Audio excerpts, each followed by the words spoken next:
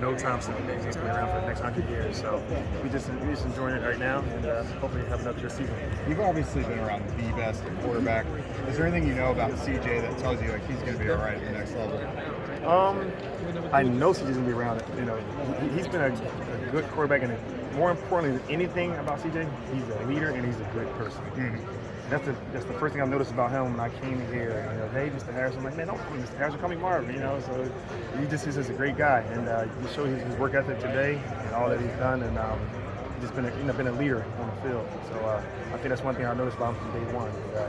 Everything that I've heard about him today is just something I already knew. So I'm just glad to just confirm that he's just a great kid. Feels like a less of a chance that your former team gets a chance to get CJ Stroud. I don't know if he's going to be there when they pick. I don't. Although your former team needs a quarterback. Yeah, my team does need a quarterback, but I don't think that as good as CJ is, and we are at number 4. I just don't think so. I would love to, see it, but I don't know what to predict, but I'm just sure he's going to be very high off the board. So he won't be around long. Marvin, you're obviously, this is normal for you, but what's it like? The whole NFL, it feels like, is here. All these head coaches and GMs to watch these Ohio State players, to watch your son and CJ. Just what's it like, do you think, for those guys to have the league here for them? I think playing at this university, I think year in and year out, you get to go and play in front of quite a few fans, 100,000 fans. So to have all these these upper executives here, I think it's a good thing. It gets to showcase what these guys can do, and something that they can look forward to over the next years to come. Unfortunately, it's 31 teams that have to play against CJ, and then one team's going to be the lucky team to be able to draft them and play with them. So it's going to work both ways. Was your pro day like this back in the day? We were just talking. I don't think we had a pro day back then. So we worked out at the combine, but we didn't have a pro day at our university.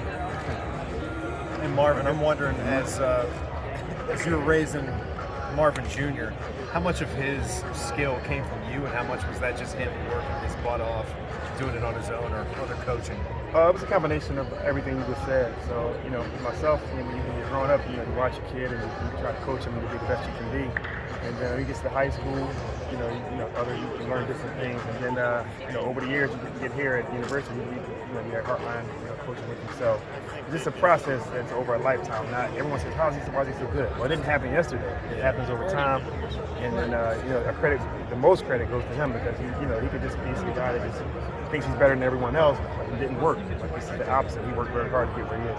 It's rare to see when you're one of the best to ever play at your position, and then your son comes along and his hype going into his last year of college football. Everybody's saying he could be a top 5, top 10 pick this year, but you got to believe too that he's going to get to the league. He's going to be that type of player, that good.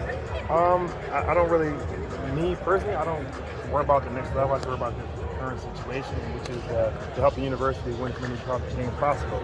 So when the day comes, when freshman career, whether it's next year or 2 years, I'm sure he'll be ready and make a good impression for those guys if that ever happens. Have you kept up much with Reggie Wayne just the past couple of years as he's gotten into coaching, and what do you think about just that kind of new career for him now that he's kind of going into the second year? I haven't really talked so much, but I mean, different strokes, different folks. And I'm sure he's having fun with it. We've been in it for a long time, and a lot of former players go back and start coaching. So I'm sure he's having fun with it. One more question. You had a lot of teammates. I'm making a good one. You had a lot of teammates make it into the Hall of Fame. And speaking of Reggie Wayne, he's still waiting on his turn. In your opinion, is Reggie Wayne a Hall of Famer? Of course. I probably wouldn't be where I am. When you got 2 great receivers, one on each side, it takes a little pressure off of me. So, of course, he should be in the Hall of Fame. Not that he should be. He will be. It's just a matter of time. And I had to wait myself. So it's going to happen. Can I ask you one quick one? There's going to be a new quarterback here. You are familiar with one of the options, Kyle McCord. What can you tell us about Kyle McCord, the quarterback? Kyle's a very competitive guy. I've been around him for about 4 or 5 years now, and I'm looking forward to him. He's been very patient. I'm sure he's learned a lot over the last 2 or 3 years here. So, his day is going to come sooner than later, and we are going to be impressed with it. Marvin, what's one thing Junior's got to get better at this year? One thing. Give me one thing. Can you relay the message? Yeah. Thanks, Marvin. That was the last question, Tim.